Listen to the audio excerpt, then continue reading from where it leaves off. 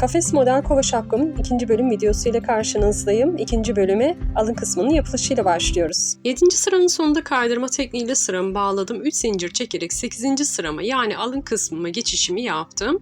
Tığıma ilmek doladım. Bir önceki boşluğa 3 adet ikili trabzan yaptım. Aynı 7. sıramda olduğu gibi her boşluğun içine 4 adet ikili trabzan yaparak sıramı tamamladım. Alın kısmında hiç arttırma yapmadan toplam 6 sıra ördüm.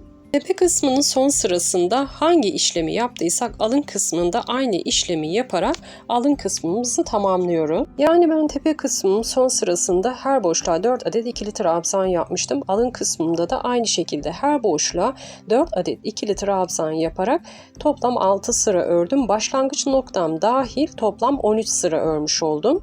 Alın kısmının bitiş noktası kaşımın üst çizgisine denk gelecek şekilde ayarladım. Aynı zamanda kulağımın üst kısmının bir miktar kapatmasını sağladım. Şapkamın tepe kısmından alın kısmının bitimine kadar ölçtüğümde 18 santimlik yüksekliğe ulaştı. Alın kısmını tamamladıktan sonra kaydırma tekniğiyle 14. sırama geçiş yaptım. 3 zincir çekerek ilk trabzanımı yaptım. Bir önceki boşluğa 4 adet ikili trabzan yaptım. Toplam trabzan sayımı 5'e tamamladım. Her bir boşluğun içine 5 adet ikili trabzan yaparak 14. sıramı tamamladım. Alın kısmında hiç arttırma yapmadan her sırada aynı şekilde örmüştüm. Gölgeli kısmında yani siperli kısmında ise arttırma yaparak ördüm. Alın kısmında her boşluğa 4 adet ikili trabzan yapmıştım. Gölgeli kısmında ise her boşluğa 5 adet ikili trabzan yaparak ilk sıramı tamamladım. 15. sırama yani gölgeli kısmının ikinci sırasına yine kaydırma tekniğiyle geçiş yaptım. 3 zincir çektim. Gerideki ilk boşluğa 2 adet ikili trabzan yaparak trabzan sayımı 3'e tamamladım.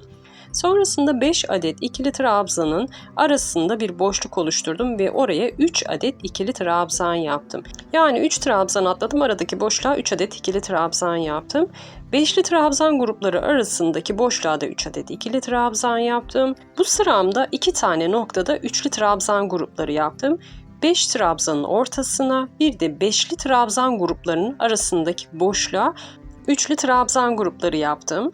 Ben siperli kısmını toplam 2 sıra ördüm ve 5 santimlik yüksekliği oldu siperli kısmım ama dilediğiniz sayıda örebilirsiniz. Pembe şapkamı kağıt iple ördüm. Krem rengi şapkamı ise pamuklu iple ördüm. Dilediğiniz iplerle örebilirsiniz. Şapkamı sizler nasıl buldunuz? Yorumlarınızı çok merak ediyorum. Yorumlarda buluşalım.